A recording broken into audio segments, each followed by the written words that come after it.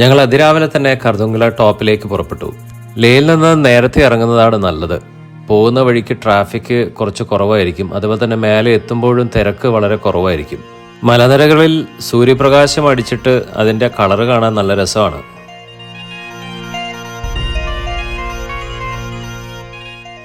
ഈ narrow winding റോഡ്സിൽ കൂടെ നമ്മൾ പോകുമ്പം താഴെ ലേ ടൗൺ നമുക്ക് കാണാൻ സാധിക്കും.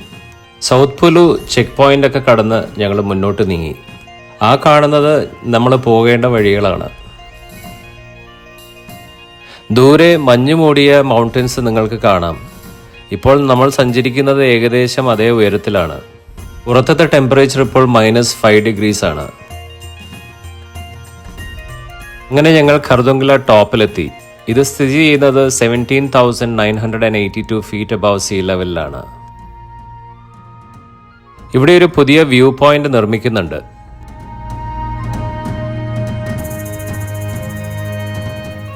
ഞങ്ങൾ കാറിൽ ഇരുന്നു കൊണ്ട് തന്നെ ബ്രേക്ക്ഫാസ്റ്റ് കഴിച്ചു.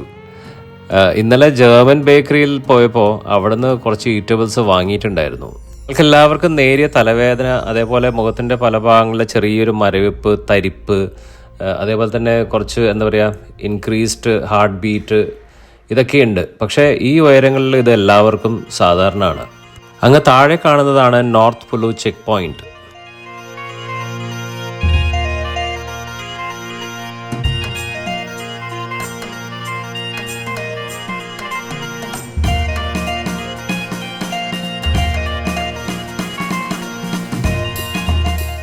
ഇങ്ങനെ താഴേക്ക് ഡ്രൈവ് ചെയ്ത് ഞങ്ങൾ ഖർദുങ് വില്ലേജിൽ പ്രവേശിച്ചു.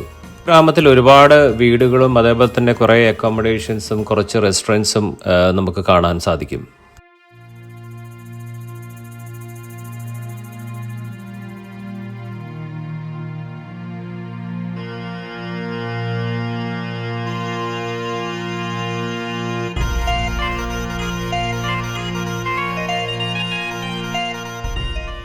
നുബ്ര വാലിയിലേക്ക് കടക്കുമ്പോൾ തന്നെ നമുക്ക് മനോഹരമായ ഷയോക്ക് നദി കാണാം. വെള്ളം കുറവാണ്, സമ്മറാണല്ലോ. ഷയോക്ക് നദി ഇൻഡസ് നദിയിലാണ് ചേരുന്നത്.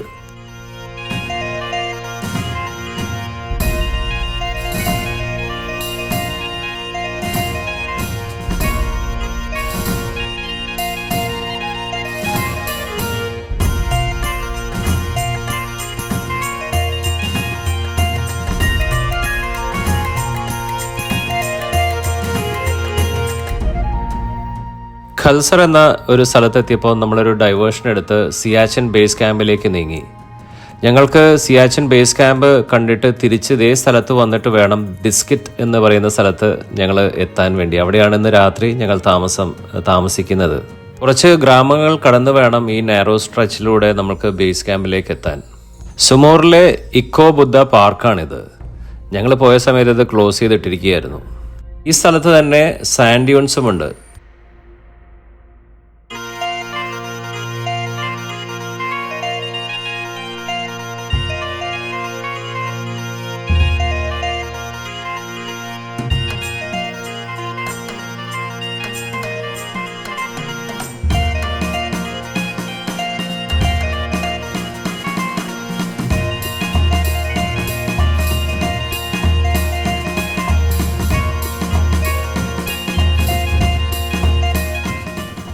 അങ്ങനെ ഞങ്ങൾ കുറച്ച് ഗ്രാമങ്ങളൊക്കെ ക്രോസ് ചെയ്ത് ഒരു വിശാലമായ ഒരു എംപ്റ്റി സ്ട്രെച്ച് ഓഫ് ബാരൻ ലാൻഡ്സിലേക്ക് കടന്നു.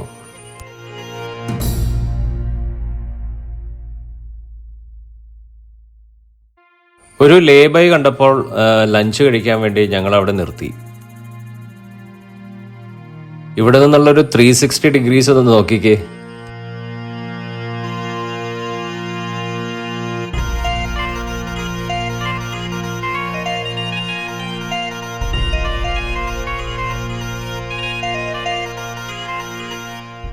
ഞങ്ങൾ ടൂണ സാൻഡ്വിച്ചും മുസ്ലിയും കുറച്ച് ജ്യൂസും കഴിച്ചു.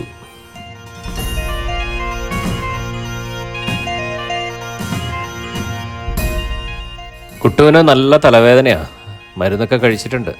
മഞ്ഞ് മൂടിക്കിടക്കുന്ന ഒരു മല ഞങ്ങൾ കണ്ടു തുടങ്ങി.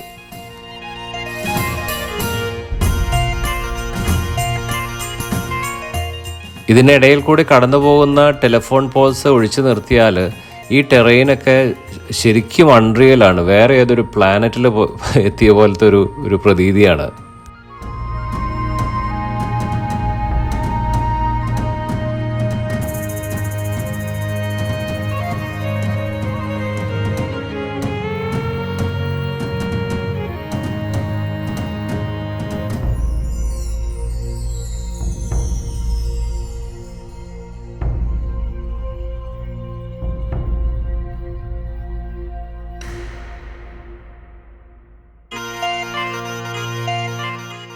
ഈ കാണുന്ന മലനിരകൾ ഹിമാലയത്തിലെ കാരക്കോറം റേഞ്ചിൽപ്പെട്ടവയാണ്.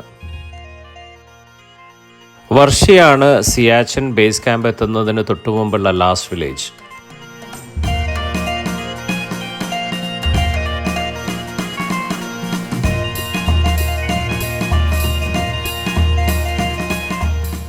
ഊറ്റൻ സ്ലാബുകളായി പലയിടത്തും പാറകൾ വീണുകിടപ്പുണ്ട്. NJ9842 എന്ന് പറയുന്നത് ഇന്ത്യയും പാകിസ്ഥാനും തമ്മിലുള്ള northern most line of control ആണ്.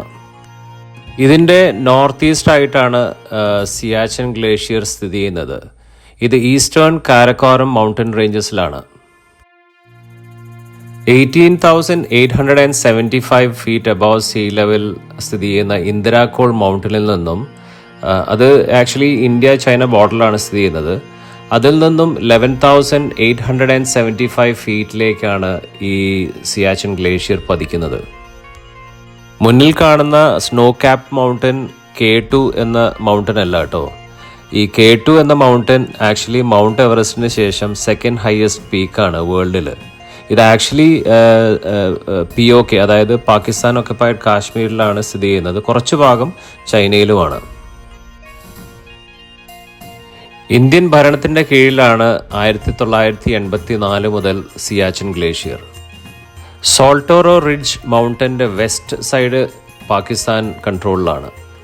ഈ ഭാഗങ്ങളിൽ 100 ഇന്ത്യൻ പോസ്റ്റിൻ്റെ ഏകദേശം 1 കിലോമീറ്റർ താഴത്താണ് പാകിസ്ഥാനി ഔട്ട് പോസ്റ്റുകൾ സ്ഥിതി ചെയ്യുന്നത്. സിയാച്ചിൻ ബേസ് ക്യാമ്പിലാണ് ഇവിടെ നിന്ന് സോൾജേഴ്സിനെ ട്രെയിൻ ചെയ്ത് അവരുടെ പോസ്റ്റിലേക്ക് ഈ ഗ്ലേഷ്യേഴ്സിലേക്ക് അയക്കുന്നത്. ഇതൊക്കെ കൊണ്ട് തന്നെയാണ് ഇത് വേൾഡ്സ് ഹയസ്റ്റ് ബാറ്റിൽ ഫീൽഡ് എന്നറിയപ്പെടുന്നത്.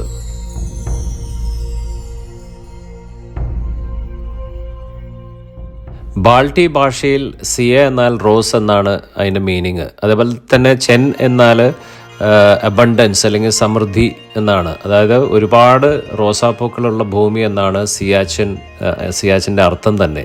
അൺഫോർച്ചുനേറ്റ്ലി ഞങ്ങൾക്ക് ഈ റോസസിൻ്റെ ഒരു പിക്ചർ പോലും എടുക്കാൻ സാധിച്ചില്ല. ഇവിടെ വാർ മെമ്മോറിയലുമുണ്ട്. സിയാച്ചിൻ ഗ്ലേഷ്യേഴ്സിൽ വർക്ക് ചെയ്ത 2 സോൾജേഴ്സിൻ്റെ അടുത്ത് ഞങ്ങൾ കുറേ നേരം ഇവിടെ നിന്ന് സംസാരിച്ചു. ഇതെല്ലാം കഴിയുമ്പോൾ അവരോടൊരു താങ്ക് യു പറയുന്നതിന് പകരം ഒരു സല്യൂട്ട് കൊടുക്കാനാണ് നമ്മൾക്ക് തോന്നുക.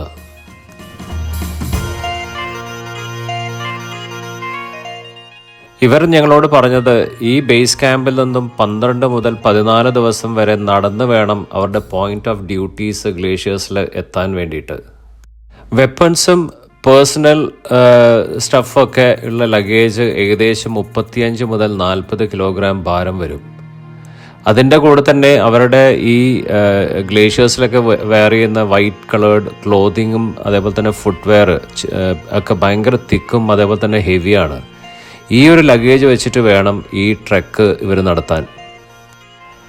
2 പേർക്കുള്ള ടെൻറ്റിൽ 4 മാസം 365 ദിവസം സ്നോ കവേർഡ് ആയിട്ടുള്ള അൺഫർഗീവിംഗ് ടെറൈനിലാണ് ഇവർക്ക് ജോലി.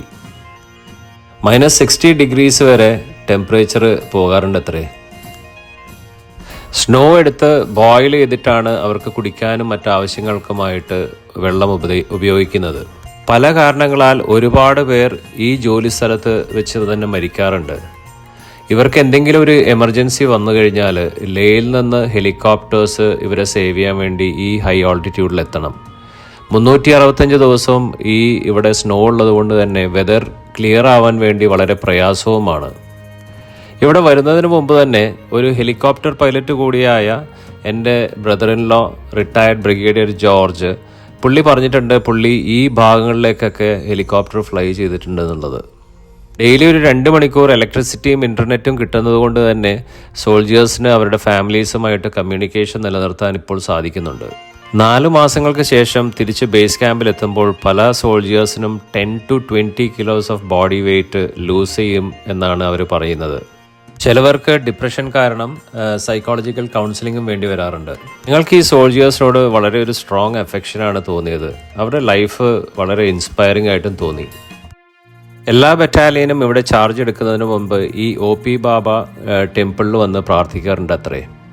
ഇവിടെയുള്ള ഒരേ ഒരു ക്യാൻറ്റീനിൽ നിന്ന് ലഞ്ചും കഴിച്ച് ഞങ്ങൾ തിരിച്ച് ഡിസ്കത്തിലേക്ക് യാത്ര തിരിച്ചു.